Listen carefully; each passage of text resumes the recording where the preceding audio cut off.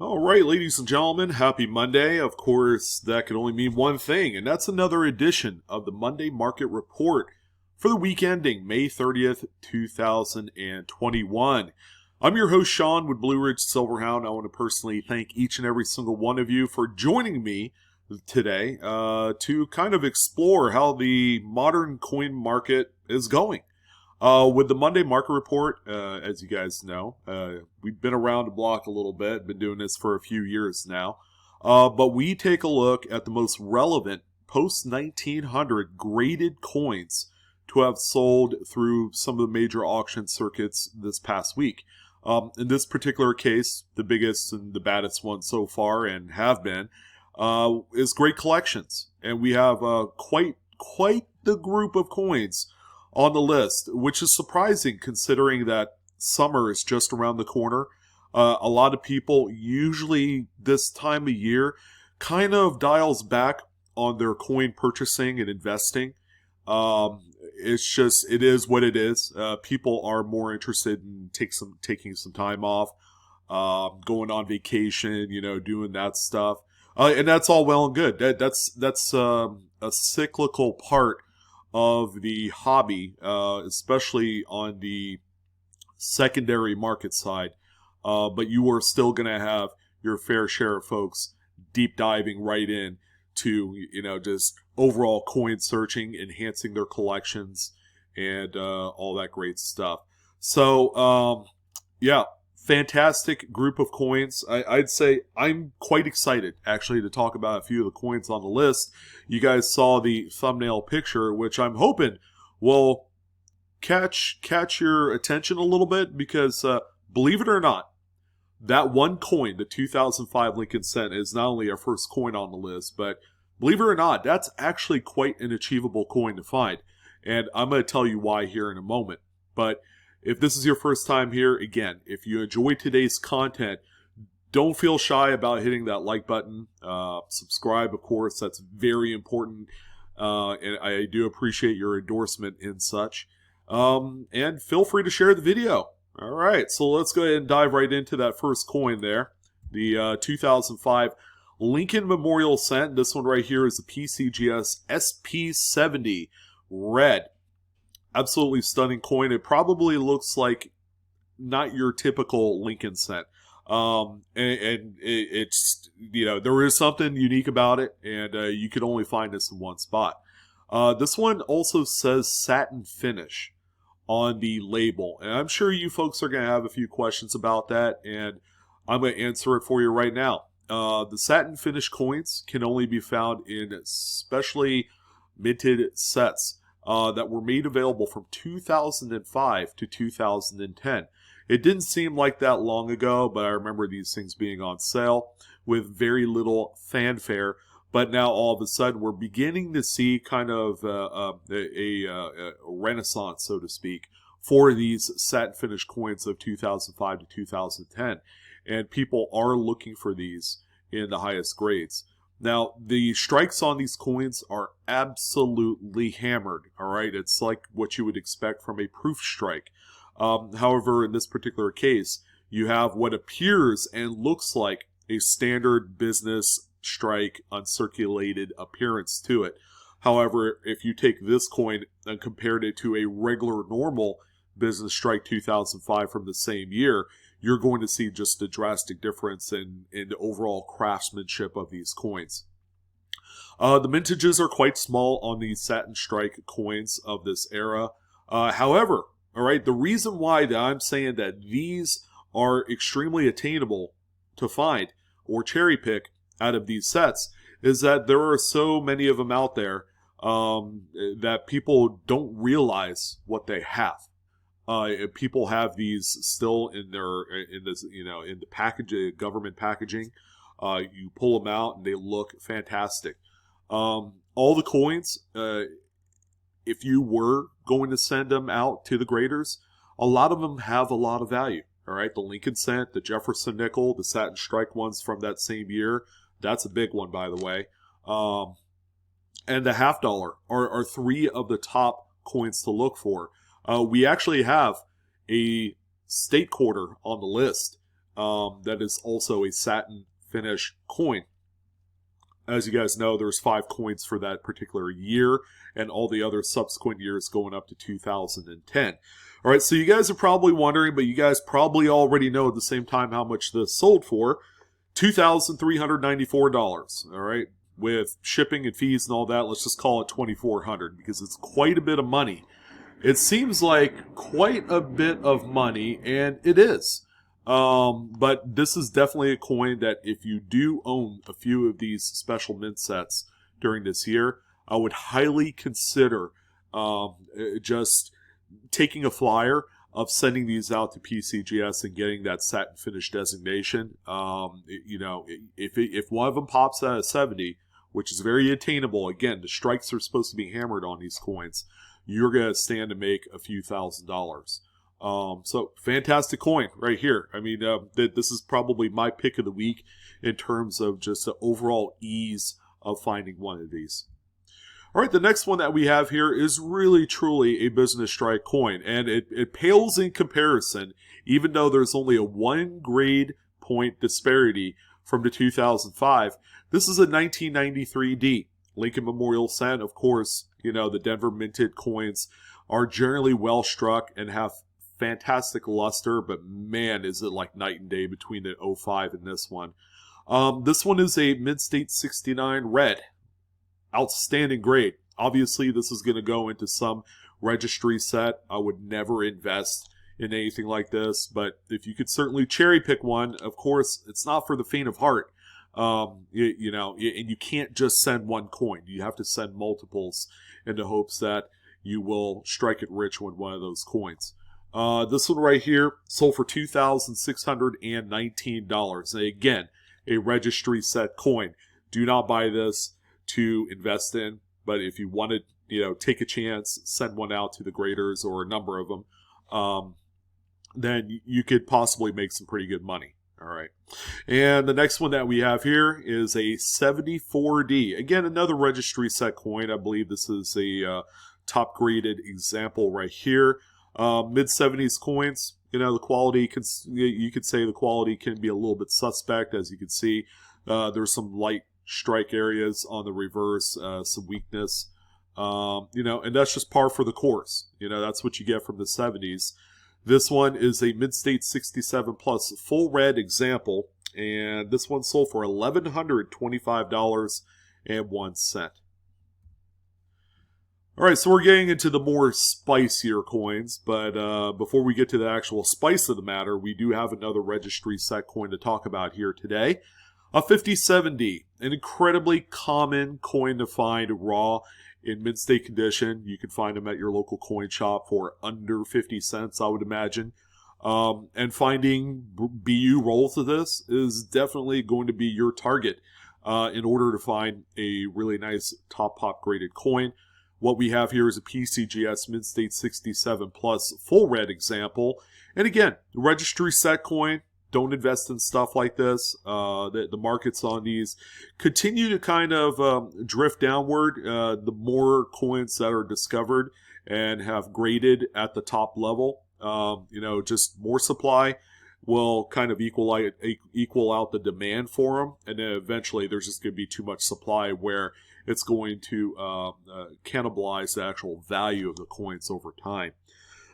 This particular example right here sold for $2,223, which, it seems like the prices are still holding strong with this with this bullish collectibles market. But I could remember these things dropping, like $500 to $1,000 a year as recently as 2015, when people were very interested in finding top graded moderns.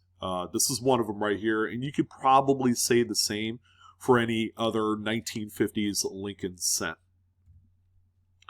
Now here's where it gets progressively more tougher to find quality coins raw. All right, for the practice of sending these out to the graders, it is certainly a challenge. More than likely, you're not going to find coins quite this nice at a coin shop or a coin show. Lincolns are one of the most widely collected series on the face of the earth. And because of that, finding these raw in mint state red, anything pre 1940, I would say, it gets a little bit tougher. This one right here is a pretty decent PCGS mint state 66 red. I would say that this probably falls more under the window of a registry set coin. You might even make the case or the argument that this one could also be an investment type piece, only because it falls under that Great Depression era of coinage where coins were very seldom kept in the highest state of preservation. But this one right here, it's a pretty kind of like middle of the road type grade. It's not the highest grade for a 29S, of course. But this one right here, in spite of its warts, because it does have a few like little carbon spots and stuff like that, did sell for $2,256.75. And the final Lincoln of the bunch is probably one of my favorite in quite some time. How about a double-the-die obverse 1917 Lincoln wheat cent? Oh boy, this is one of the big ones. Of course, predating the absolute monstrous 1955 double-die obverse. This was, of course, the creme de la creme of varieties prior to the discovery of that 55. So a 1917 is worlds more tougher to find. Whereas a 55, there's quite a few of them out there in the market today. So finding, say, a 55 mid-state 64 red-brown, which ironically is the same grade as this coin here, can be found with very little effort, all right? Whether it's on eBay or Great Collections, which, by the way, a really nice 55 mid-state example did sell this week, but I elected not to talk about it, or some of the bigger dealers online, like Northeast Coin and, a few of the other ones out there. This one right here, 64 red brown. It's also CAC green bean, which adds a little bit more flavor, desirability, value, you name it. A CAC sticker on any coin of this particular ilk is definitely welcomed. And this one right here is sold for $9,292.50. Yes, it's worth every single penny of this penny. Again, a double die obverse 1917 in any mid-state grade is a huge target to not only Lincoln enthusiasts but also investors and collectors. So we do have one singular Jefferson nickel, and I don't talk about the pre, I would say 1955 proof strike coins, only because there aren't too many of them out there worth talking about, but this one is. It's a 1952, extremely low mintage. There's a very small limited quantities of these particular sets out there and produced. But this one right here is an NGC Proof 67 Ultra Cameo. This thing has all the frost in the world. It might pale into comparison to even more modern proof coins. And that's fine. That's a fine argument. But this one right here has that just best blend of, as best of frosted devices as you could find, offset by the mirrored fields. It's just extremely black. It looks like black ice. That's how much of a contrast you have on this coin, and collectors love it. This one right here sold for $1,773. Of course, not the highest graded specimen, numerical grade wise, but because it's an ultra cameo, it's quite nice and quite collectible in this grade. Buffalo nickel time. We have a few of them on the list, and they're all very, very findable. First off, we have a 1938D Buffalo nickel. This one grades out PCGS, Mid-State 68. That's a really nice grade for this coin. It's a date that was commonly held onto at release, knowing full well that a Jefferson nickel was also going to be released on the same year. A lot of people did save these thinking, oh, you know what, they'll be worth something someday. And sure enough, some of them are.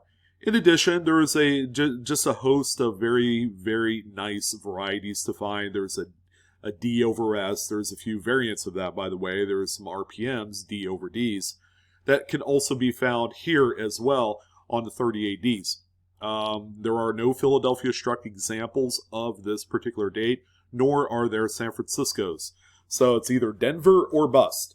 But this particular coin right here is just an overall nice bomb of a coin. It's a mint state 68. I mean, that's straight up collectability type status right there. It's investor status of a coin. And only, just because it was hoarded, in mint state grades, and a lot of them do exist in mint state like 64s and 65s raw or graded, that it doesn't diminish the overall desirability, because this is what we call in the business an obsolete.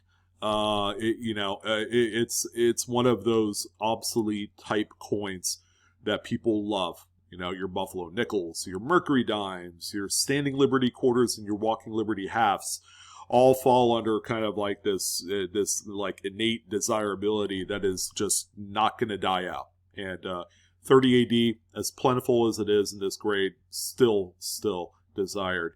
So what did this one sell for? How about $3,179.25? That's a really nice coin. So this looks like a coin that normally would be stuck in an album for a number of years. It just has that kind of like yellowish, kind of mossy green toning, which is what you want to see. And clad or nickel type of coins don't particularly tone out that well over time. Some of them just don't tone at all, or they get that white haze to them. But a coin that has been in some old Whitman album or a library of coins type of presentation don't have the best archival materials surrounding it. So the acidity of the paper and all the other materials, make its presence known on the actual coins, and people love the originality of the toning. This is a 37S. All right, don't let the S mint mark fool you. This is actually a tougher coin than it looks in high grades. This one is an NGC Mint State 67 Plus, by the way, and it sold for $2,193.75.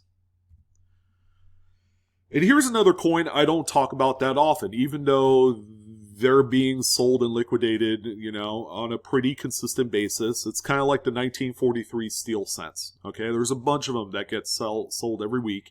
We had a few mid-state 68 43s that sold, but I did not put it on the list just to keep kind of like the talking points a little bit more fresher. But this is a 37 Buffalo. This is a proof coin. All right, this is a proof.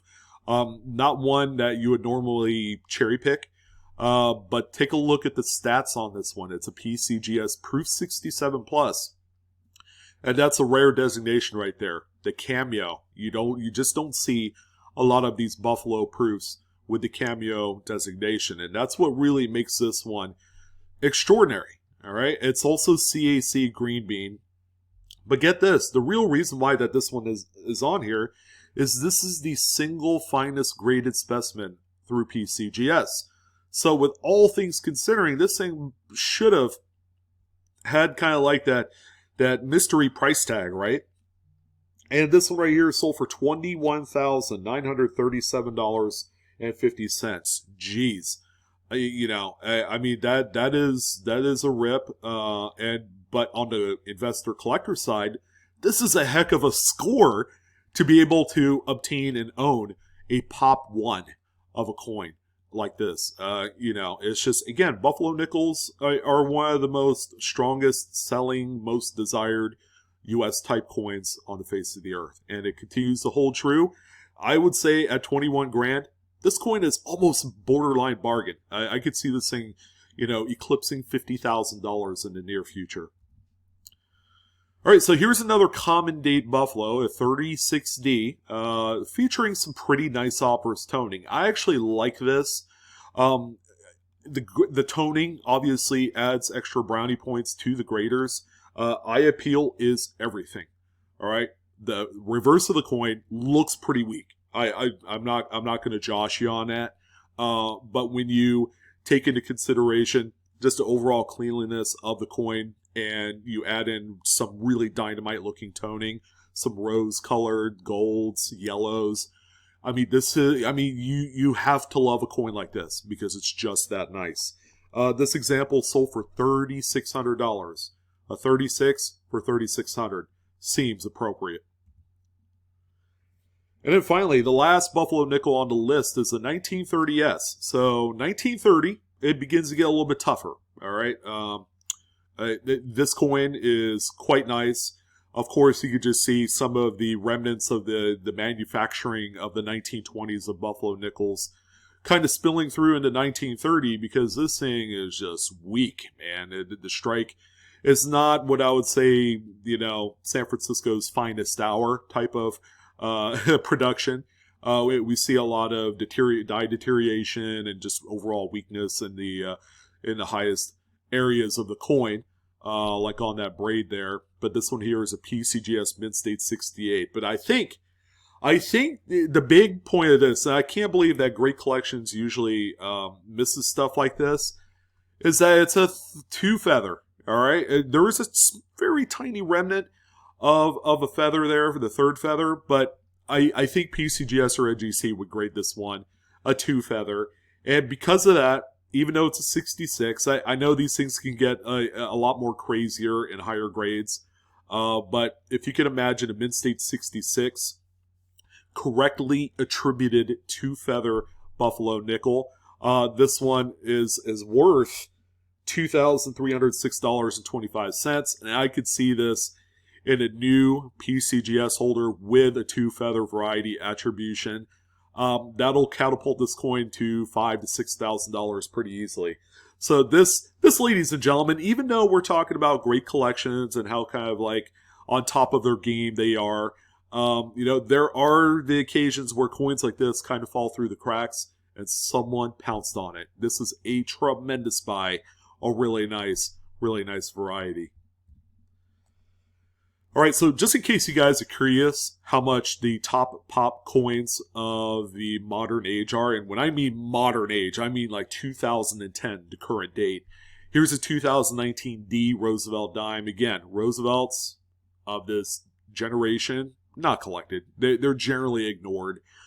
This one, however, is a PCGS Mint State 69 full band type specimen, and it sold for $621. So in case you guys are curious as to how much top pop coins of this type are, there you go. $500 to $1,000 usually.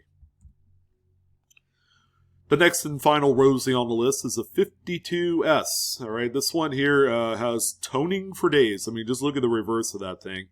I think under better photography kind of conditions, the colors can really pop. I could possibly see this one getting sent back to PCGS for some true views because I would imagine that this thing would just look dynamite. But this is a PCGS Mint State 68 full bands coin, and it sold for $2,763. And wow, this coin is cool. It's a 1921. This is what we would consider for a Mercury Dime series to be the key date. All right, so you have your 16D, you have your 1921, and a 21D. I mean, these are all coins that can be stoppers, in the series for a lot of people, especially if you're dead set on a specific grade archetype. You could do all BU mid-state examples of the Mercury Dime series, but once you get to a 16D or a 21, even if you just kind of settled for a mid-state 61, which is not fantastic, but those coins are four-figure coins all day long. This one right here is a mid-state 66 full band, so it kind of makes you weak in the knees just to think about it, because this is a coin that has so much personality and life and originality with the toning that this is a great example, and you probably see on an annual basis maybe 3 or 4 specimens at this grade level of this particular date. Wow, fantastic. It sold for $5,764.50. Quite strong money for this one. All right, so this is the other satin finish coin on the list. We looked at the Lincoln cent earlier in the broadcast, but we have a satin finish 2005P Oregon State Quarter. All right, this one right here, perfect grade, SP70. However, what if I told you that the statehood quarter satin strikes are the least valuable coins on the list? You guys are probably like, well, really? Statehood quarters are very collectible and people love them. And I'm not disputing that at all. But this one right here in a perfect grade, a 70, sold for $1,040.62.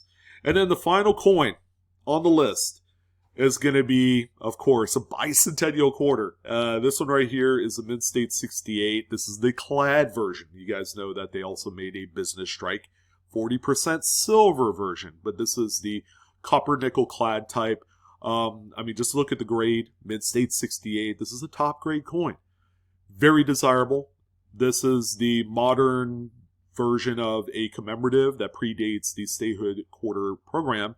And even to this day, even through a whole 10-year series of statehood quarters, and then after a whole 10-year period of America the Beautiful National Park quarters, the OG is selling as strong as ever. This coin right here is sold just shy of $4,800. Now, if you're going to kind of consider sending out your examples to the graders, keep in mind, this is a coin, ladies and gentlemen, with no safety net.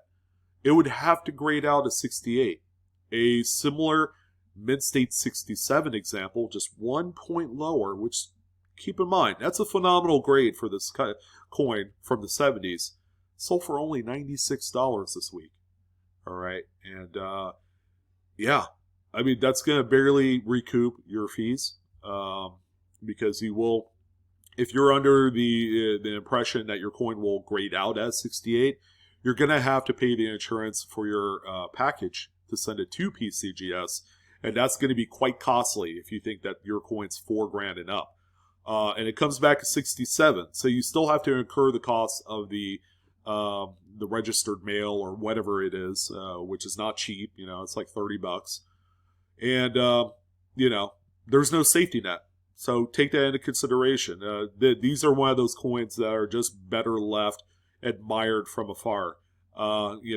Much like a lot of the other 60s and 70s and 80s Washington quarters where you're really rolling the dice. There's no guarantee or extra value proposition for grading these coins.